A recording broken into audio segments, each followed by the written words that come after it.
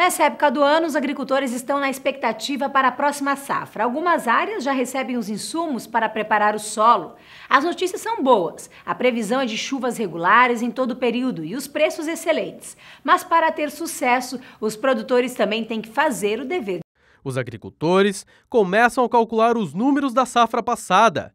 Apesar da estiagem que deu uma quebra em algumas regiões do estado, o preço nas alturas conseguiu equilibrar as despesas dos produtores. Mas agora é a hora de virar a página e começar mais uma jornada. Nessa época do ano, todo o milho já foi colhido e as lavouras estão assim, sem nada por enquanto, uma época de entre-safra. Agora os agricultores começam a preparação do solo para a grande safra, a safra de verão com a plantação de soja. E a expectativa é grande. Há algumas semanas, mostramos uma entrevista com um meteorologista dizendo que a previsão climática para a safra de verão é boa. Nós vamos ter chuvas mais regulares, não só agora nessa segunda metade do inverno, como também ao longo de toda a primavera. E até no verão também nós vamos ter chuvas mais regulares e aí com temperaturas mais altas, dando condições plenas para o produtor já começar o plantio já na segunda quinzena de setembro, quando acaba o vazio sanitário aqui na região. A boa expectativa também está com o homem do campo. Esse agricultor já começou a preparar o solo com fertilizantes e, como ele mesmo diz, plantar é jogar na loteria. E depois de apostar e apostar, ele quer ganhar o jogo. Ele espera sempre que seja boa, né? Muitos produtores afirmam que os problemas de quebra de safras devem-se principalmente aos efeitos climáticos. Mas esse engenheiro agrônomo adverte: o manejo inadequado pode também comprometer todo um ciclo. Veja só o caso dessa planta que nós temos agora. Essa planta, ela espalhou horizontalmente todas as raízes. Olha só a raiz pivotante, que é a principal. Aqui, ó, ela fez uma enorme curva, sabe? Ela saiu lateralmente no solo e ela foi aprofundar só um pouco. E as demais raízes parecem todas perpendiculares à planta e não deveria ser isso. Isso por causa do solo? Por causa da compactação do solo. Então nós entramos com solos com muita umidade, com pneus de muito peso, né? E isso compacta o solo e isso reduz tremendamente a produtividade prevista. A planta não consegue explorar o suficiente um solo em toda a sua extensão de projeção de raízes. Então elas ficam sofrendo superficialmente com qualquer seca.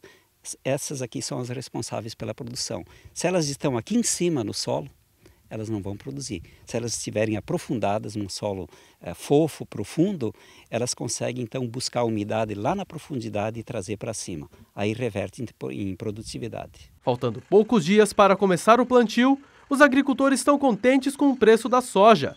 Em comparativo com o mesmo período do ano passado, a saca de 60 quilos era comercializada na região de Cascavel a R$ 44,26.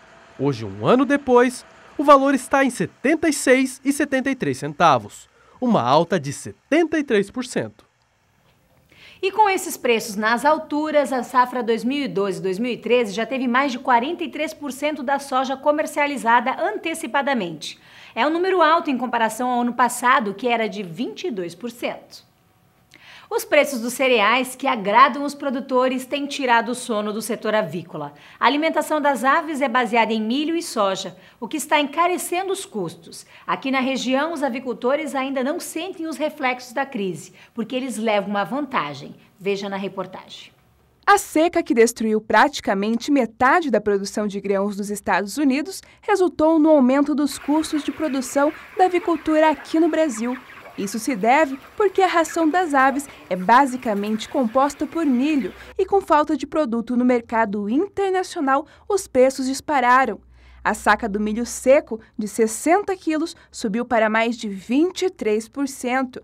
E os produtores da região estão preferindo exportar por causa do bom preço. E com isso, o setor está passando por um dos seus piores momentos.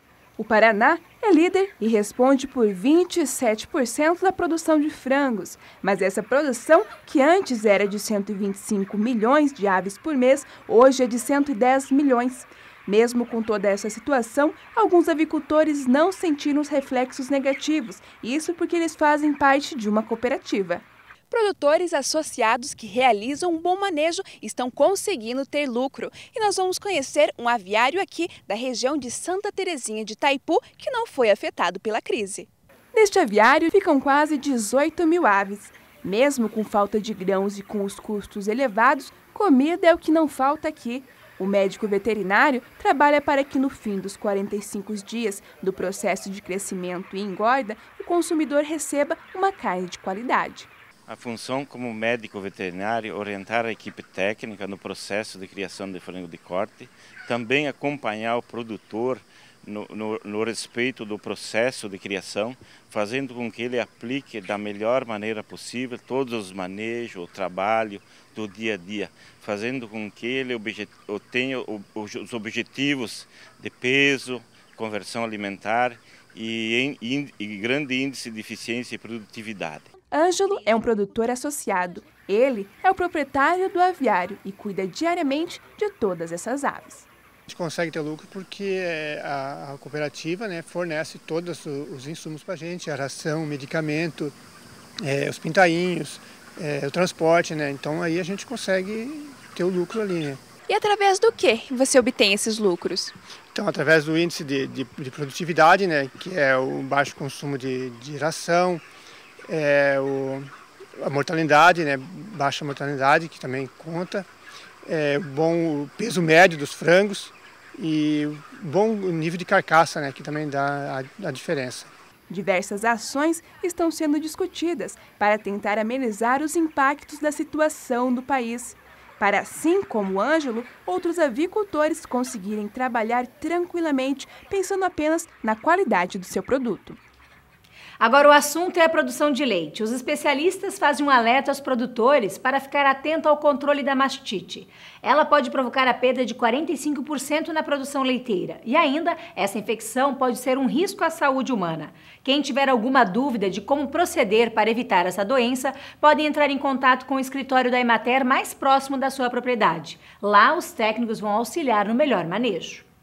Logo após o intervalo é a hora do quadro Sabores do Oeste. Então espera só um minutinho que eu já estou de volta.